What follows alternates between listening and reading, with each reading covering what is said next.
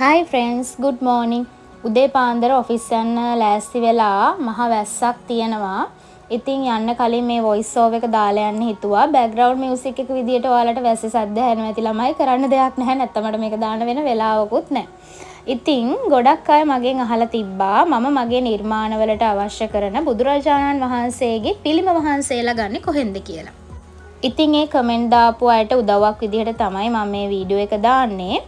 තව ටික දවසකින් ළමයි මම තවත් ලස්සන නිර්මාණයක් කරනවා. ඒ නිර්මාණයට අවශ්‍ය කරන පිළිම වහන්සේලා ගන්න තමයි මම ආයෙත් මෙතනට ආවේ.